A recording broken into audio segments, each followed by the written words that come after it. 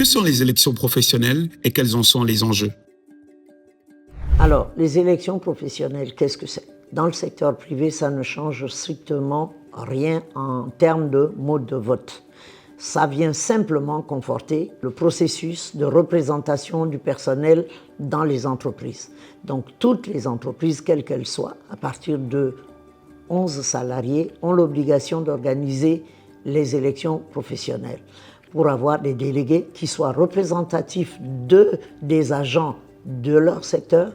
Et ça vient compléter les élections qui ont commencé à être organisées depuis le début par l'élection présidentielle qui a vu l'élection du chef de l'État, le président Brice Clotaire Oligui, les élections législatives, les élections locales. Et maintenant, nous enclenchons sur les élections du processus social. Donc, nous avons besoin d'avoir dans les entreprises des délégués qui sont élus par leurs collègues, mais pour cela, il faut qu'ils soient élus dans toutes les entreprises, que toutes les sociétés se sentent concernées par ces élections. Voilà, c'est ça le processus. Comment se déroule la campagne et le vote? Il n'y a pas de problème puisque le secteur privé est habitué à organiser ces élections. Tous les travailleurs sont appelés à élire leurs délégués le même jour.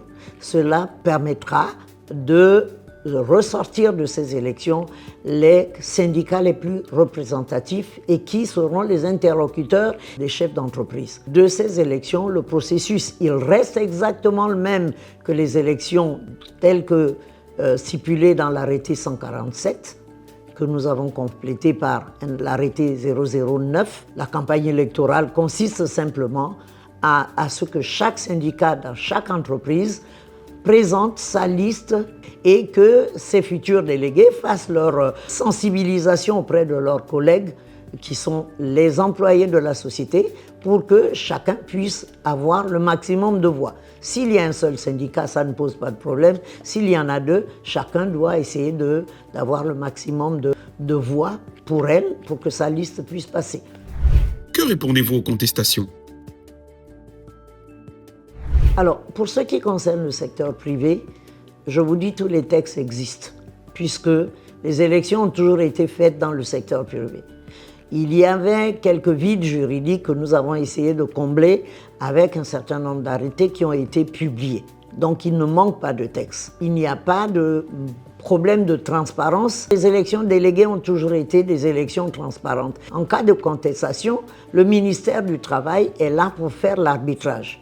Et dans le cas de ces élections, l'arbitrage peut être fait par le fait que vous avez une entreprise qui a moins de 50% des employés qui ont voté. Donc, ça va nous obliger à aller à un second tour conformément à l'arrêté 147 et conformément aux textes internationaux. De ce deuxième tour, les listes des syndicats seront présentées, mais également, il y a la possibilité aux salariés de pouvoir présenter des listes de candidats libres. Ça s'est toujours passé comme ça, donc il n'y a pas de problème de transparence. La problématique se pose plutôt du côté du secteur public, parce que c'est la première fois qu'ils vont procéder à des élections de délégués. Et c'est normal qu'il y ait des inquiétudes. Ce n'est pas un problème de texte. Il y a un texte qui existe, qui est le 1892 et qui a été complété par un arrêté qui a été publié et donné aux syndicats. La transparence existerait puisque les élections sont en même temps supervisées par les travailleurs, par les employeurs et par l'administration. Quel message souhaitez-vous adresser aux travailleurs et aux employés? Le chef de l'État attend beaucoup de ces élections. Pour quelle raison? Il faut absolument qu'il y ait des personnes qui représentent les travailleurs pour pouvoir discuter avec les employeurs, pour pouvoir discuter avec les ministres sectoriels, pour pouvoir discuter avec le chef d'État en cas de besoin.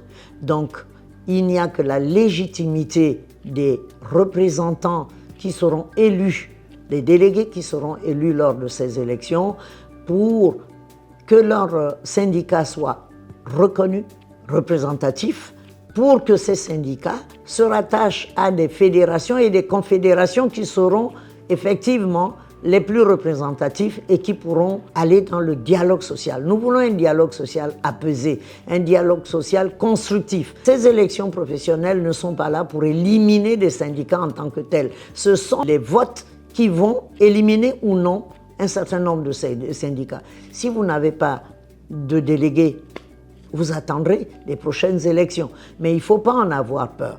Il ne faut vraiment pas en avoir peur. C'est un processus électoral qui se fait dans la transparence, dans la recherche d'un dialogue apaisé, dans la recherche d'un dialogue constructif.